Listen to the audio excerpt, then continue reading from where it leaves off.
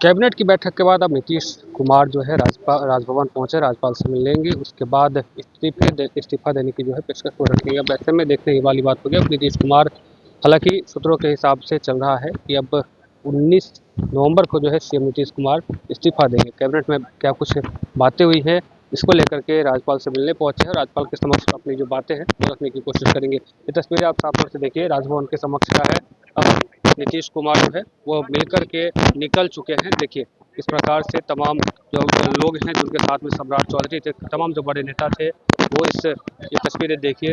CM Nitish और सम्राट चौधरी एक ही गाड़ी में बैठे हुए हैं। तस्वीरें देखिए। अब सीएम आवास की तरफ तमाम लोग जो है रुख कर रहे हैं।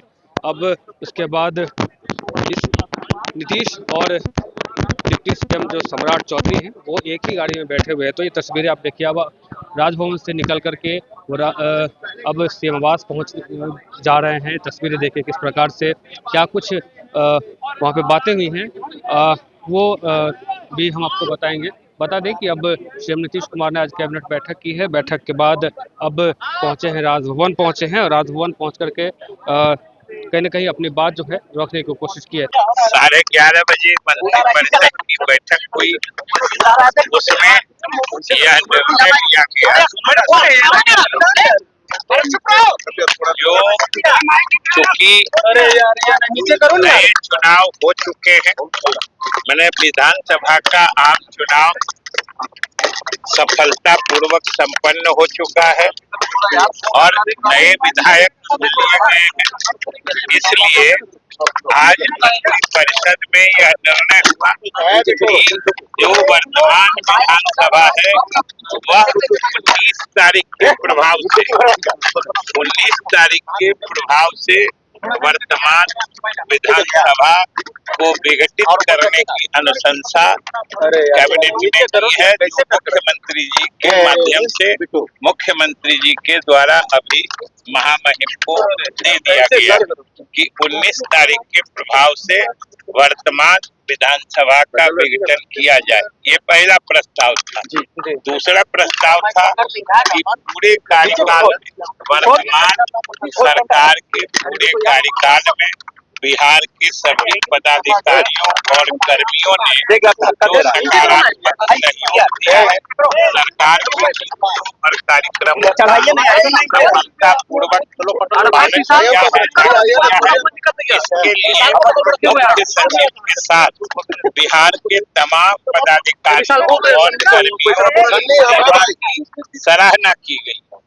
और तीसरा प्रस्ताव कि जो अभी तत्काल तुरंत जो संपन्न हुआ है आम चुनाव, उसमें एनडीए नीतीश कुमार जी के नेतृत्व में जो इतनी भारी सफलता मिली है, जो प्रचंड बहुमत मिला है, इसके लिए मंत्रिपरिषद ने मुख्यमंत्री जी को बधाई देते हुए उनके प्रति आभार प्रकट किया कि उनके नेतृत्व में आज एनडीए अपने सफलता के चरम पर पहुंचा हुआ है। इसके लिए मुख्यमंत्री जी के प्रति आभार प्रकट किया।